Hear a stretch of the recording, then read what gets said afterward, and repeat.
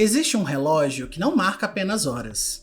Ele marca o quanto a humanidade está próxima de provocar a própria destruição. Conhecido como o relógio do juízo final ou o relógio do apocalipse, ele está hoje a apenas 85 segundos da meia-noite. Nunca estivemos tão perto. E nesse relógio simbólico, a meia-noite representa a catástrofe, o momento em que as escolhas acumuladas deixam de ser somente ameaças e se transformam em consequências irreversíveis. Criado em 1947 pelo Bulletin of Atomic Scientists, o relógio surgiu no contexto das ameaças nucleares, pouco depois da Segunda Guerra Mundial. E com o passar do tempo, passou a considerar também outros perigos produzidos pela própria humanidade, como a crise climática, as guerras, as tecnologias disruptivas e a incapacidade dos governos de responder coletivamente a essas ameaças. Ele não prevê uma data exata para o fim do mundo, fique tranquilo. Seus ponteiros funcionam como um alerta. Quanto mais ignoramos os sinais, mais nos aproximamos da meia-noite, ou seja, do nosso fim. Mas o que aconteceria se tomássemos essa mesma perspectiva e aplicássemos a profissão dos tradutores e intérpretes no Parlibras português? Como discutimos no episódio 13 desse podcast, uma profissão não termina apenas quando deixa de existir oficialmente.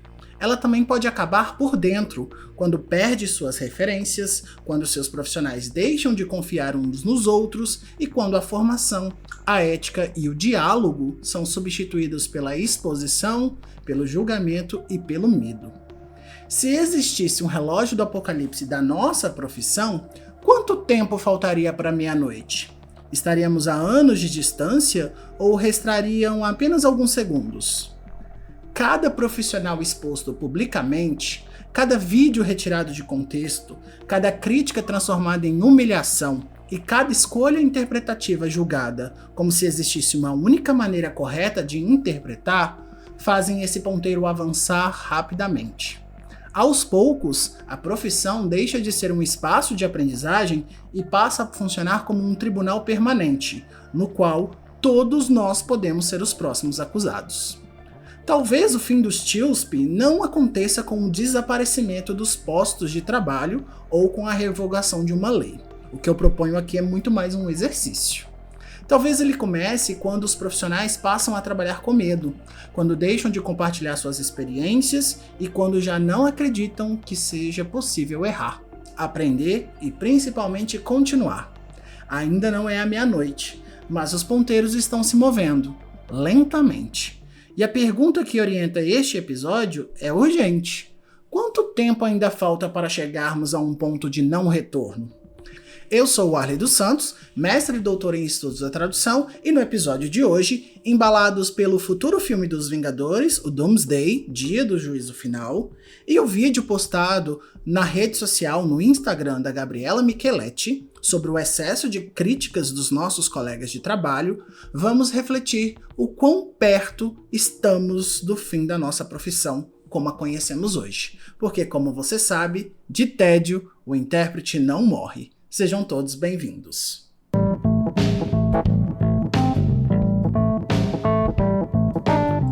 Como vocês sabem, o universo nerd sempre exerceu um fascínio muito particular sobre mim.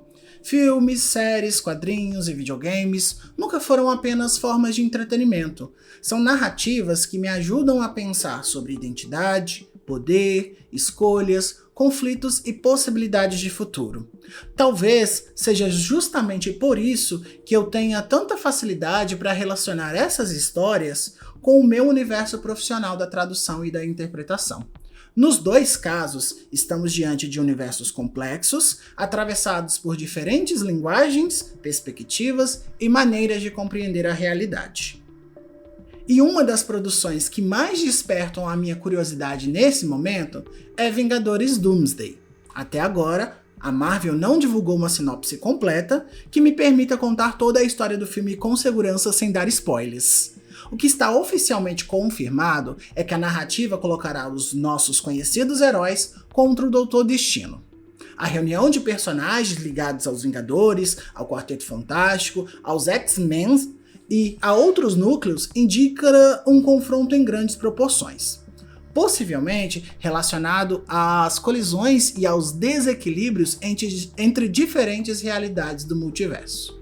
O filme tem estreia anunciada para 18 de dezembro de 2026 e eu terei meus ingressos na mão em breve. O próprio título do filme já estabelece um diálogo direto com o tema deste episódio. A palavra Doomsday pode ser traduzida como dia do juízo final, dia da condenação ou, em determinados contextos como o religioso, apocalipse. Não se trata apenas de uma ameaça externa em que os heróis precisam derrotar. A ideia sugere um momento decisivo no qual diferentes conflitos acumulados chegam ao limite e todos precisam enfrentar as consequências das escolhas feitas anteriormente. Essa imagem se aproxima muito da situação atual dos tradutores e intérpretes no Parlibras português. Assim como ocorre nas grandes vitórias dos Vingadores, a profissão reúne pessoas diferentes, com competências, trajetórias, estilos e estratégias distintas. O problema começa quando essa diversidade deixa de ser compreendida como parte da força da categoria e passa a ser tratada como uma ameaça. Quando alguém acredita possuir uma única técnica correta, uma única forma legítima de interpretar ou a autoridade absoluta para julgar os demais, surge uma espécie de doutor destino profissional, a pretensão de controlar toda a realidade a partir de uma única visão. Aliás, Doutor Destino é meu vilão favorito. O multiverso também oferece uma metáfora importante. O mesmo acontecimento pode ser percebido de diferentes formas conforme o contexto, o público, a língua, o gênero, as condições de trabalho, etc. Do mesmo modo, um texto de partida não conduz inevitavelmente a uma única interpretação possível. Existem escolhas, caminhos e soluções distintas. E isso não significa que qualquer resultado seja aceitável, ou que os erros não possam ser analisados, muito pelo contrário. Significa apenas que avaliar uma interpretação exige critérios, contexto e principalmente responsabilidade, e não somente a comparação com aquilo que cada pessoa faria em seu próprio universo. Há ainda algo profundamente simbólico na escolha do Robert Downey Jr. Para quem não sabe, ele foi o Homem de Ferro durante toda a saga do universo Marvel. E agora volta para interpretar o Doutor Destino. O rosto que o público aprendeu a reconhecer como Tony Stark retorna associado a outro personagem. Isso nos obriga a desconfiar das aparências e das associações imediatas. O mesmo acontece conosco na nossa profissão. Também precisamos aprender que um pequeno recorte não revela necessariamente quem é aquele intérprete e quais eram as suas condições de atuação, ou ainda em que decisões orientaram seu trabalho. Reconhecer um rosto não significa reconhecer toda a sua história. Talvez Vingadores Doomsday nos ajude a perceber que nenhum universo é preservado por um único herói isolado.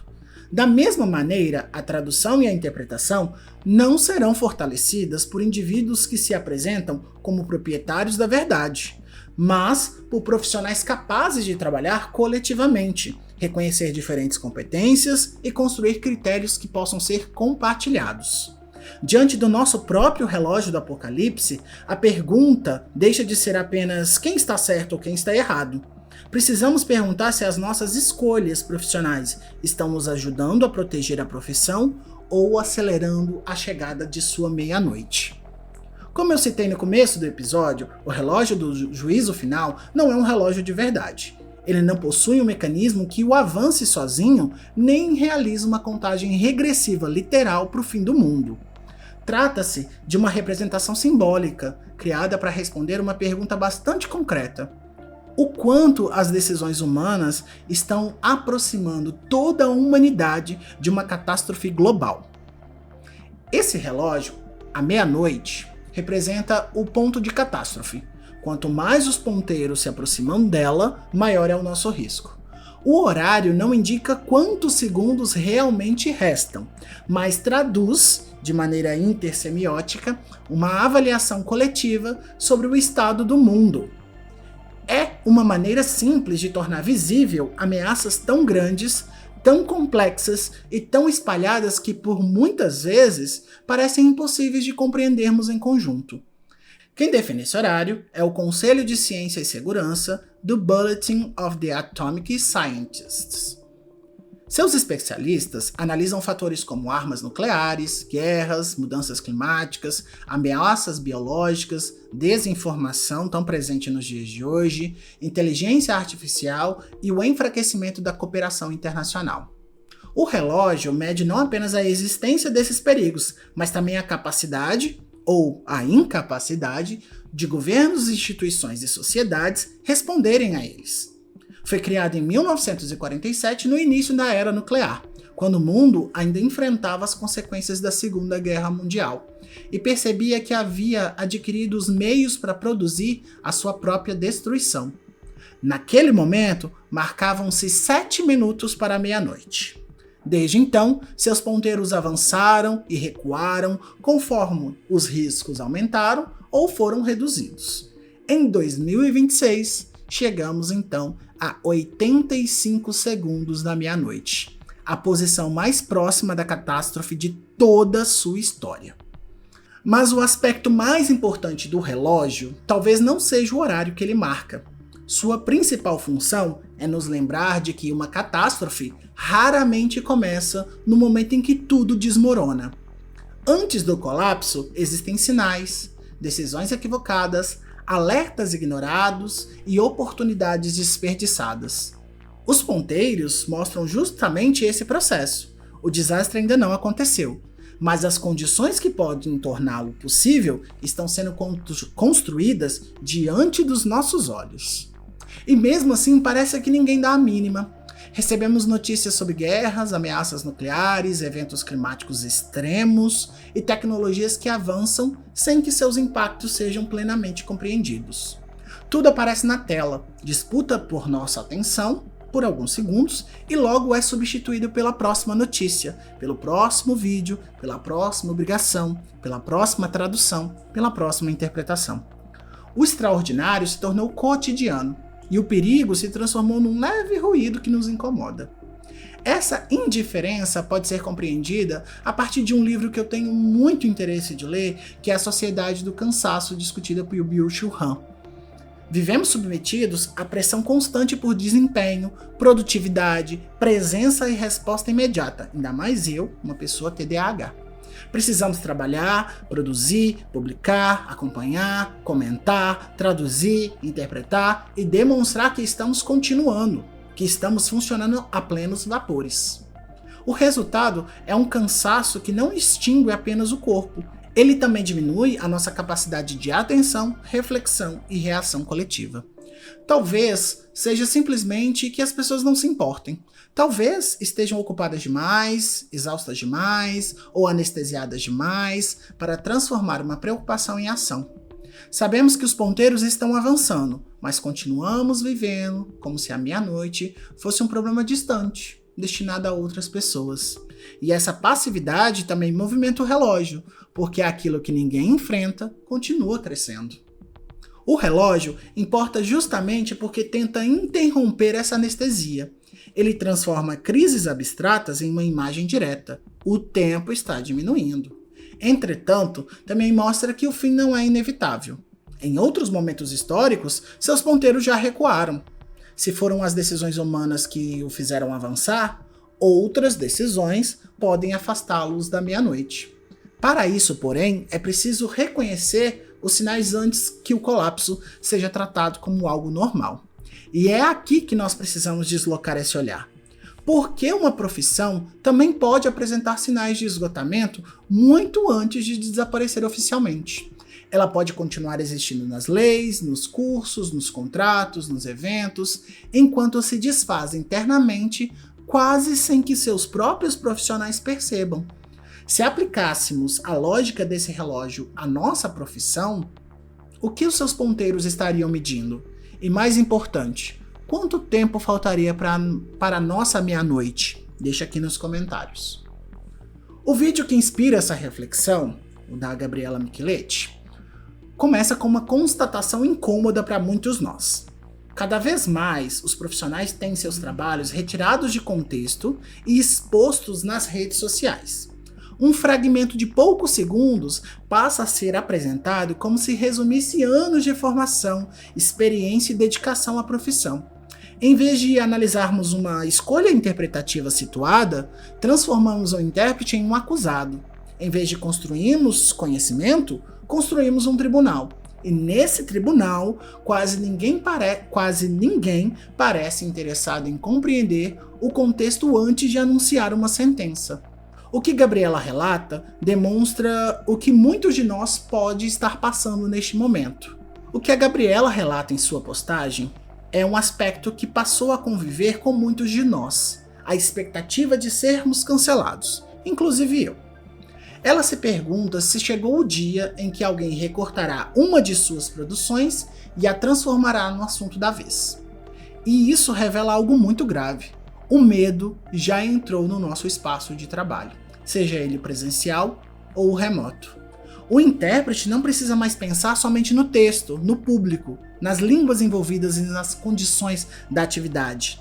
Agora, ele também precisa imaginar como cada movimento pode ser capturado, descontextualizado, postado nas redes sociais e utilizado contra ele. O mais perverso é que não existe escolha capaz de proteger completamente esse profissional. Se trabalha sozinho, deveria estar em equipe. Se trabalha em equipe, questionam sua presença. Se desenvolve uma técnica própria, acusam-no de exagerar. Se atua de maneira mais contida, dizem que lhe falta expressão. Se busca visibilidade, está querendo aparecer. Se permanece invisível, não contribui para a área. Ou seja, quando qualquer escolha pode ser convertida em acusação, talvez já não estejamos mais avaliando o trabalho do intérprete. Talvez estejamos apenas procurando a próxima pessoa para ser atacada. Os comentários da publicação da Gabriela confirmam que esse sentimento não é individual. Muitas pessoas descrevem a internet como um tribunal e denunciam uma categoria marcada pela desunião, pela disputa e pela dificuldade de apoiar o crescimento dos próprios colegas. Há profissionais que dizem pensar em abandonar a área. Há iniciantes que relatam estar perdidos e com medo de experimentar porque ainda não sabem qual estilo serão aceitos sem uma devida punição. Há também quem recorde de que a crítica construtiva, ou, nesse caso, a crítica destrutiva, afasta bons profissionais e enfraquece toda a comunidade. Entretanto, os comentários também apresentam divergências interessantes. Algumas pessoas defendem que quem se expõe nas redes deveria aceitar qualquer julgamento. Outras questionam os limites entre mediação linguística e performance, o protagonismo das pessoas surdas, a monetização da Libras e a relação entre prática profissional e conhecimento acadêmico. Essas questões são legítimas e precisam ser debatidas.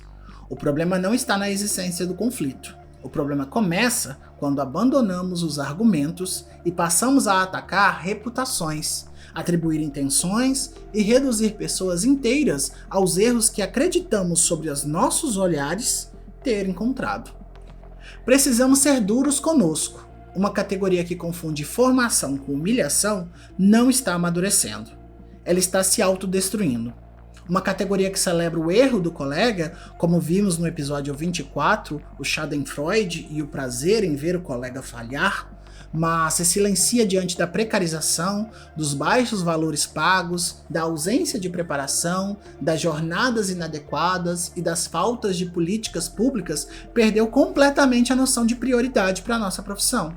Nos tornamos especialistas em vigiar expressões faciais, escolhas lexicais e estilos individuais, enquanto problemas estruturais avançam, sem receber a mesma energia. Cadê o bacharelado em todas as universidades federais? Muitos juízes, pouca organização, muito julgamento e pouca luta coletiva. Isso não significa proteger trabalhos inadequados, nem criar uma espécie de pacto de silêncio. Os erros existem, podem prejudicar a comunicação e devem ser corrigidos. Mas uma crítica técnica apresenta critérios, considera o contexto, dialoga com os estudos da área, escuta as pessoas surdas e aponta possibilidades de aprimoramento. Isso é um feedback. A exposição destrutiva faz o contrário, seleciona um alvo, simplifica o problema, mobiliza indignação e transforma sofrimento em engajamento. Uma prática forma profissionais, a outra produz medo.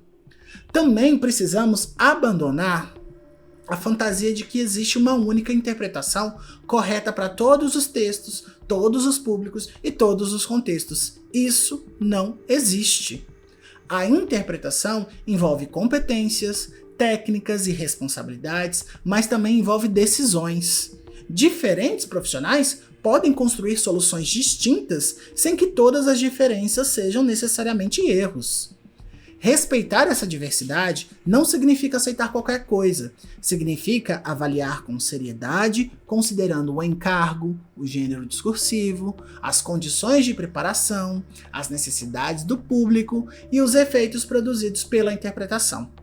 A realidade precisa ser dita sem suavização. Ninguém virá de fora para salvar a profissão enquanto nós, os próprios profissionais, trabalhamos para destruir uns aos outros. Leis não produzem união automaticamente. Diplomas não produzem ética. Códigos profissionais não substituem a maturidade coletiva. Se continuarmos transformando colegas em inimigos, estudantes em pessoas aterrorizadas pelo medo do erro e redes sociais em arena de condenação, não precisaremos esperar que instituições eliminem os nossos postos de trabalho.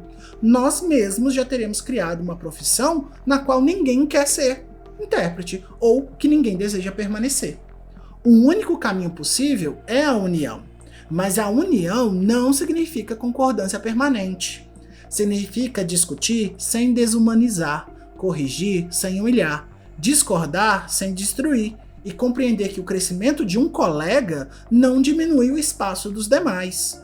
Ou aprendemos a construir uma comunidade profissional capaz de formar, acolher, responsabilizar e lutar coletivamente, ou assistiremos ao esvaziamento da profissão enquanto disputamos quem estava mais certo em um vídeo de poucos segundos. Lembre-se, os ponteiros estão avançando. Ou vamos nos unir agora, ou a meia-noite da profissão chegará enquanto ainda estivermos ocupados e escolhemos quem vai ser o próximo alvo. Ao longo desse episódio, o relógio do juízo final nos ajudou a compreender que nenhum colapso começa exatamente no momento em que tudo termina. Antes da meia-noite, há uma sucessão de sinais ignorados, conflitos acumulados e escolhas que pareciam pequenas quando foram feitas. É só um comentário na rede social. Na profissão dos TILSP, os ponteiros avançam sempre que transformamos colegas em adversários, diferenças em defeitos e críticas profissionais em instrumentos de exposição pública. O fim da profissão não significa necessariamente o desaparecimento imediato dos intérpretes.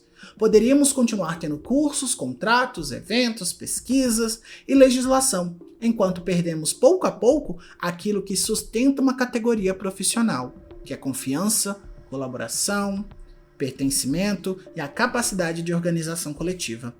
Uma profissão pode até permanecer formalmente viva e, ao mesmo tempo, estar profundamente adoecida em suas relações internas. Enquanto nos ocupamos em encontrar falhas no trabalho dos outros, ameaças muito mais concretas continuam avançando. A precarização das condições de trabalho, os baixos valores pagos, a ausência de preparação, a contratação de pessoas sem formação adequada, fragilidade das políticas públicas e o desconhecimento sobre as atribuições dos nossos colegas profissionais não serão enfrentados individualmente. Uma categoria dividida pode até produzir muito barulho, mas será pouca força diante daqueles que se beneficiam da nossa desorganização. E isso não significa, e eu preciso repetir, que devemos silenciar os erros ou aceitar qualquer prática em nome de uma união superficial. Não é isso. Os problemas precisam ser discutidos, especialmente quando comprometem os direitos linguísticos das pessoas surdas e a qualidade dos serviços prestados. Mas existe uma diferença profunda entre responsabilizar e humilhar. A crítica responsável, ou seja, o feedback, apresenta critérios, examina o contexto, considera condições de trabalho e oferece possibilidades de aprimoramento. A exposição destrutiva apenas escolhe um alvo e transforma sua reputação em entretenimento. Também precisamos compreender que união não significa uniformidade. Não precisamos interpretar da mesma maneira, concordar com todas as escolhas ou compartilhar uma única concepção sobre a nossa profissão. Técnica, estratégia e estilo podem até ser debatidos sem que as diferenças sejam transformadas automaticamente em incompetência. Uma categoria madura não elimina seus conflitos. Ela cria condições para que esses conflitos produzam conhecimento, formação e avanço profissional. A pergunta que precisamos fazer antes de postar qualquer coisa nas redes sociais, principalmente relacionada a um colega, não é apenas se encontramos um erro. Precisamos perguntar o que pretendemos construir com aquela exposição. Queremos colaborar com o desenvolvimento da área ou apenas demonstrar publicamente que sabemos mais? Queremos proteger os direitos das pessoas surdas ou transformar uma pessoa em exemplo de fracasso? A intenção não elimina as consequências, e nenhuma suposta preocupação profissional justifica a destruição irresponsável de uma reputação. A realidade precisa ser enfrentada com firmeza. Ninguém vai vir salvar uma categoria que utiliza suas melhores energias para destruir os próprios colegas. Lembre-se, leis são fundamentais, diplomas necessários, código de ética extremamente importante, mas nenhum desses instrumentos substitui a responsabilidade coletiva. Se não aprendemos a defender os nossos direitos, qualificar nossas críticas, fortalecer nossas associações e acolher os processos de aprendizagem, teremos contribuído diretamente para o enfraquecimento daquela profissão que nós juramos que defendemos. Ainda não é meia-noite, mas também não temos um tempo limitado. Afastar os ponteiros exige substituir o espetáculo pelo diálogo, a humilhação pela formação, o individualismo pela organização e disputa permanente pela construção coletiva. Nenhum intérprete, friso, nenhum intérprete, sobreviverá possivelmente por muito tempo em uma categoria consumida pela desconfiança. Quantos colegas você já viu desistirem da profissão? Ou compreendemos que o futuro de cada um depende da força de todos, ou chegaremos separados ao fim de tudo aquilo que ajudamos a produzir. A escolha ainda é nossa. Podemos continuar procurando o próximo culpado, ou finalmente começar a construir, uns com os outros, um futuro melhor para a nossa profissão. Voltamos a qualquer momento com outras reflexões sobre o nosso pequeno mundinho da tradução e da interpretação. Porque, afinal de contas, de tédio, o intérprete não morre.